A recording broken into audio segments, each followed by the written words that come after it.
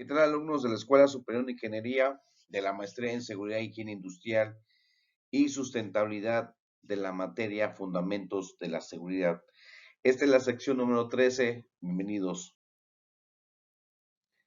En la sesión anterior vimos sobre el tema de la unidad 11, todo relacionado sobre los trabajos con energía eléctrica, en la cual se vio la NOM 022 sobre lo que es la electricidad estática, la importancia que tiene la electricidad estática, los estudios de sistemas de tierras, también la protección, el radio de protección que tiene los pararrayos, y también sobre el tema sobre el mantenimiento de instalaciones eléctricas. En esta sesión veremos la unidad número 12, que es trabajos con fuego abierto o trabajos en caliente, como algunos lo conocemos, y la unidad número 13 sobre los riesgos en la construcción.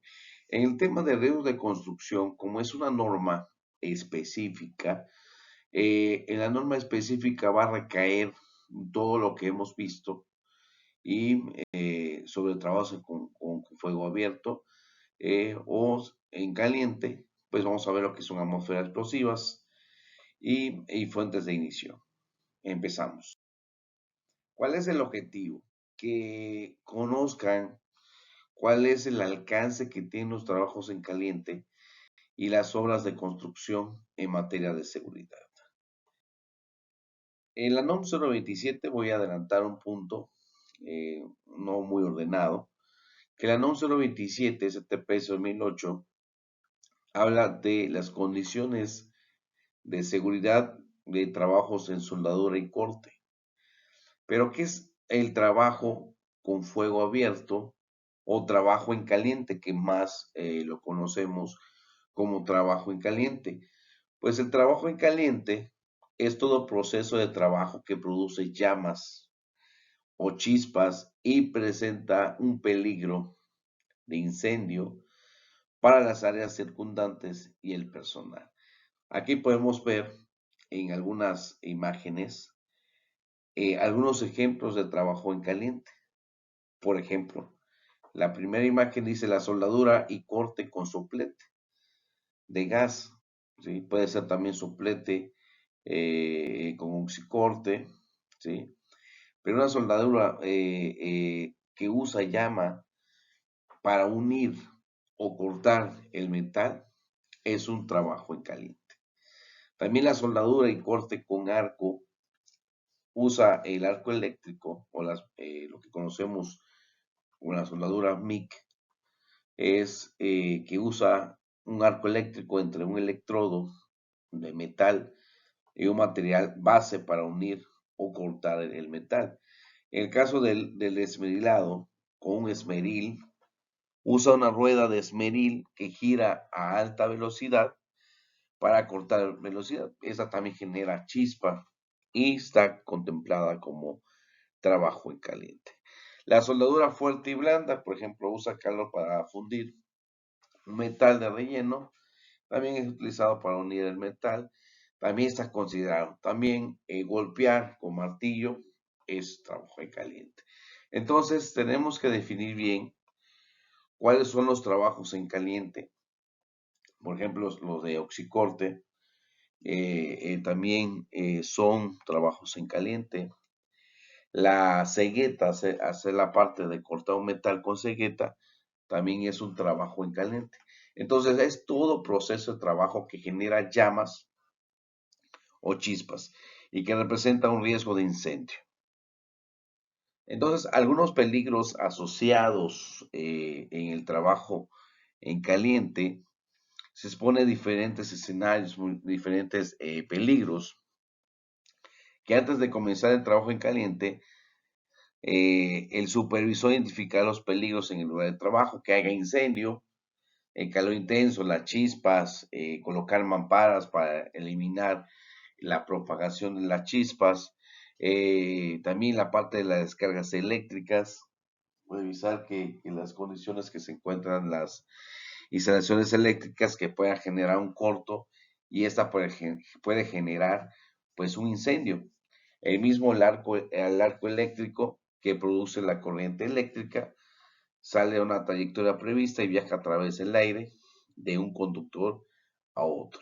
También la parte de los riesgos de quemaduras, los diferentes gases inflamables y la luz intensa que provoca la parte de la soldadura. Entonces se tienen que identificar todos los peligros que estén asociados a los trabajos en caliente para saber la evaluación y el análisis de riesgo para poder mitigar con medidas de control, y eso no puede provocar un problema de su integridad física o salud de los trabajadores.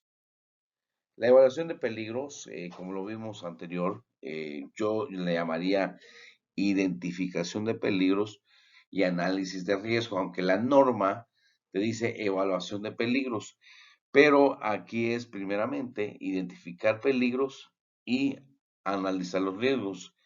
Que antes de comenzar un trabajo en caliente, el supervisor o el responsable del trabajo deberá de tomar ciertas medidas de seguridad, ¿no? La medida más importante es la identificación de peligros.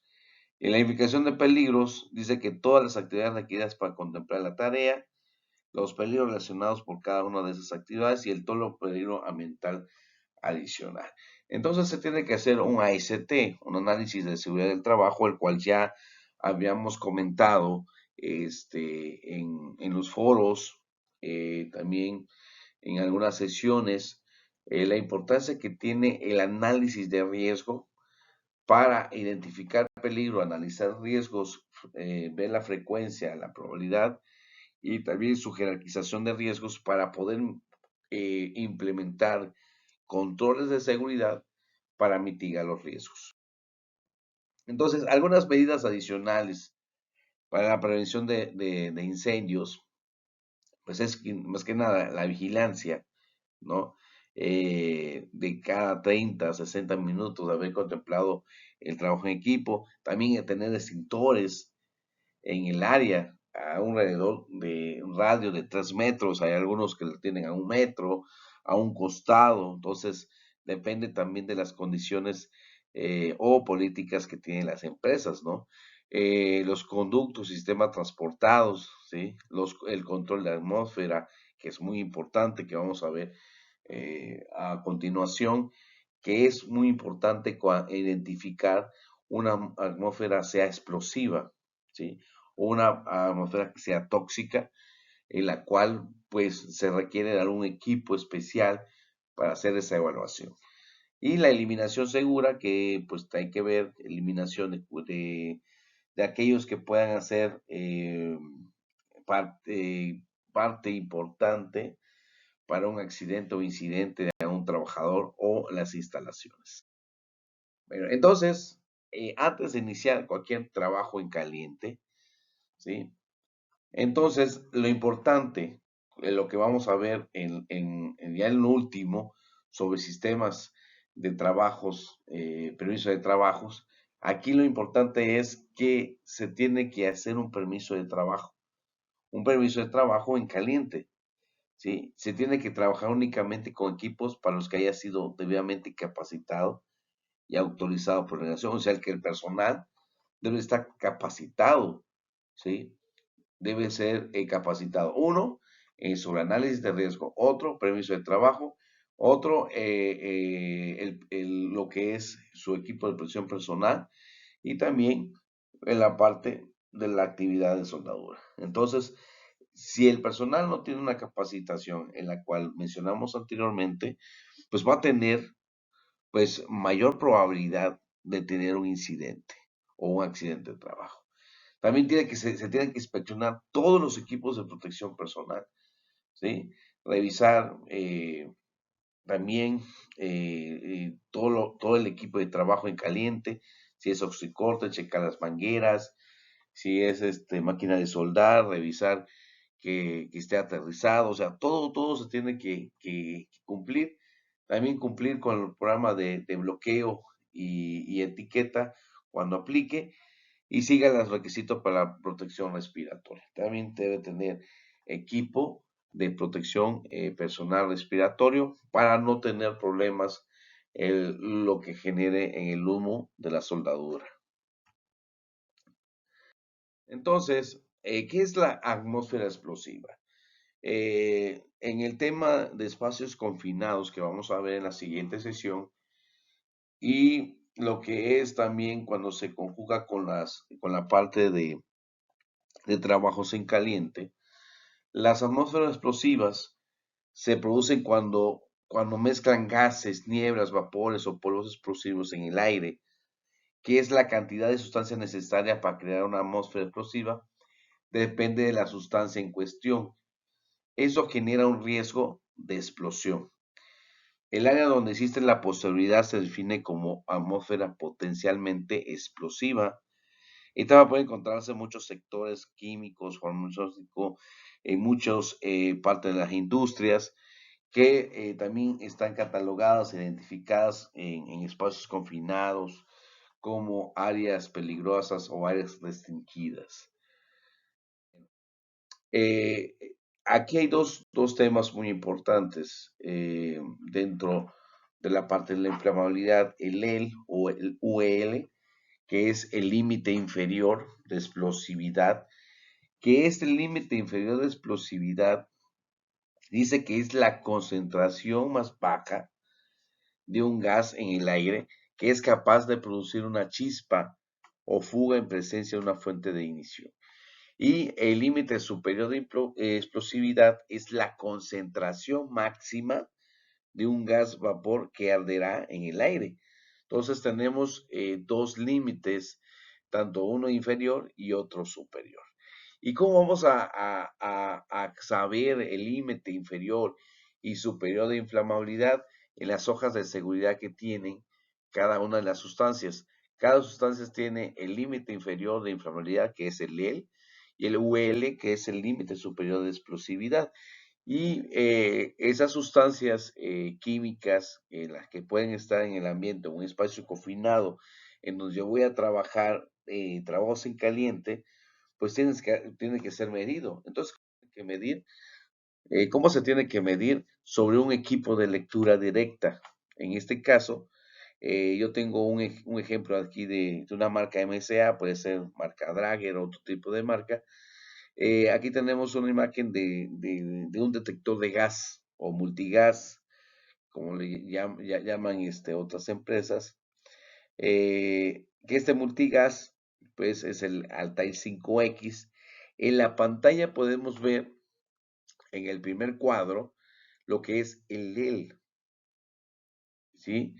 Abajo las partes por millones por cada uno de las sustancias que cuenta con el sensor de esa sustancia química. Vemos ácido sulfúrico, puede ser también nitrógeno, hidrógeno, puede ser, o sea, se puede configurar o colocar el sensor de acuerdo a la sustancia química que tenemos que medir. Y eso pedimos también lo que se programa o está calibrado cuando se detecta el nivel LEL y el UL. Entonces está calibrado los sensores en el límite inferior de inflamabilidad. O sea, lo mínimo que tú detectes se acciona, se activa el detector de gas. O sea, se empieza a emitir un sonido, ¿sí? Y aquí es una parte muy importante que no creo dejar pasar sobre la parte del porcentaje de volumen del oxígeno.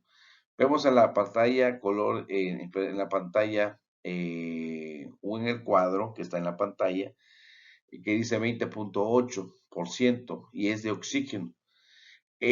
Nosotros respiramos en, en el planeta Tierra el 21% de oxígeno. O sea, todo lo que respiramos es oxígeno. Entonces, ese oxígeno que respiramos, lo demás, el resto del porcentaje mayor a 78%, son otros tipos de gases, hidrógeno, nitrógeno, entonces son otros tipos de gases, pero solamente en el planeta respiramos el 21% de oxígeno. Entonces, por eso está este número que dice 20.8, casi 21, ¿no? Por ciento de oxígeno. Pero esto me quiere decir, ¿sí? Que si hay enriquecimiento de oxígeno que es mayor a 23 o a 24 grados, o sea, partiendo mayor de 23 grados, 23, perdón, porcentaje de oxígeno. Si nosotros respiramos el 21, el enriquecimiento de oxígeno es mayor a 23%. Entonces, si en ese lugar, de un espacio confinado, en el lugar en donde voy a aplicar un trabajo en caliente y se encuentra 23% de oxígeno, hay enriquecimiento de oxígeno, en el cual, pues si yo genero una chispa o activo una soldadura, automáticamente va a haber una explosión por el tipo de enriquecimiento de oxígeno que hay en el lugar. Por eso en algunas plantas, presas, sus procedimientos a veces en la soldadura de tuberías colocan lo que es el nitrógeno. El nitrógeno lo que hace es desplazar el oxígeno. Entonces ponen esa práctica, pero también el nitrógeno es eh, muy dañino, no dañino, sino que afecta al trabajador porque al desplazar el oxígeno, pero esta persona puede fallecer por asfixia. Entonces, el enriquecimiento de oxígeno, que es mayor a 23%, va a generar una explosión si encuentra una chispa.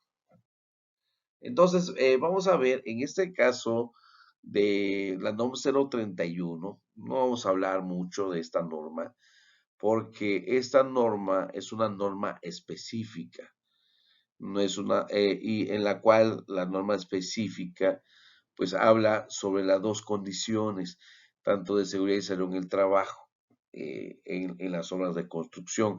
Entonces, así hay lleno, no vamos a entrar a muchos detalles de esta norma, siempre y cuando ustedes pueden consultar la normatividad y hay una clasificación de tipo de obras y también de medidas de seguridad que deben de hacer.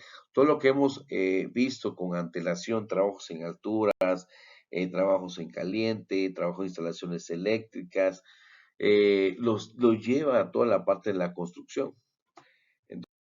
eh, ¿Qué es el contratista y su contratista?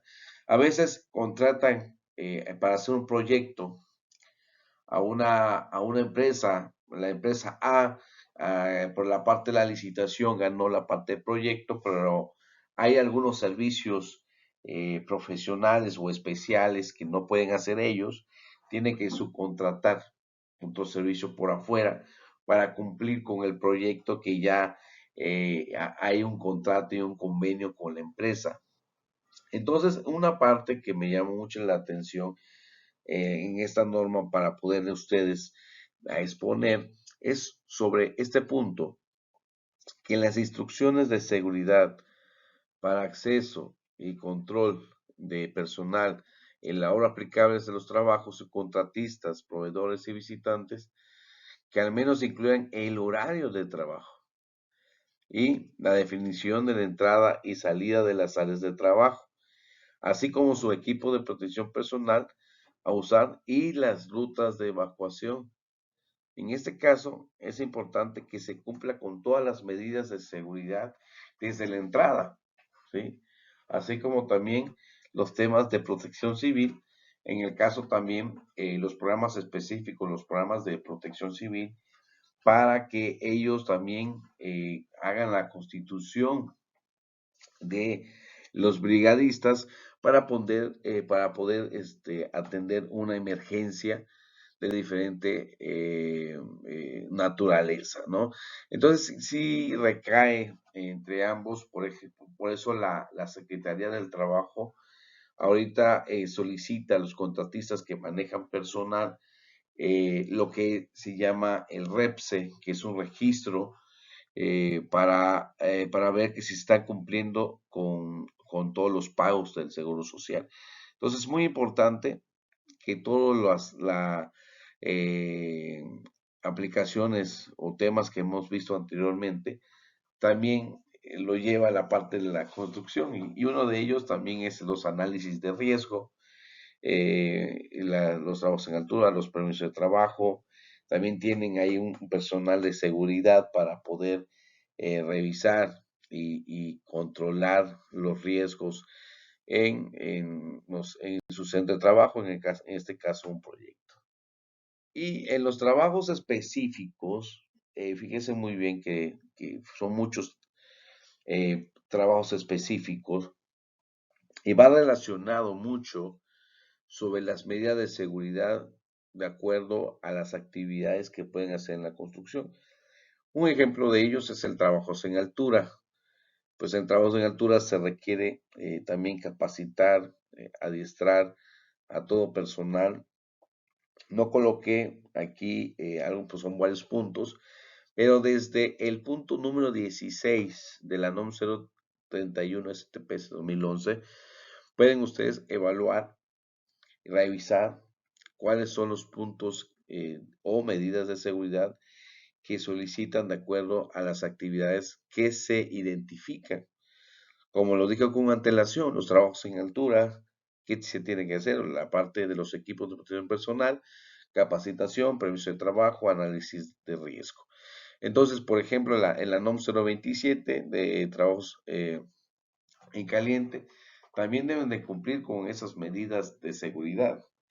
También en los trabajos en alturas, en los tipos de andamios, el tipo de escaleras, el mantenimiento de instalaciones eléctricas y hay instalaciones eléctricas provisionales, que en la mayoría de este tipo de construcción de proyecto, siempre hay instalaciones eléctricas provisionales. Entonces se tiene que hacer pues una revisión, se hace un checklist de revisión constantemente, tiene que hacer procedimiento, también políticas, colocar señalización, o sea, todo lo que aplica en la parte de la seguridad, también se aplica en la NOM 031 de la parte de construcción. Entonces, por eso se llama eh, específica, o sea, es únicamente para esta área de construcción.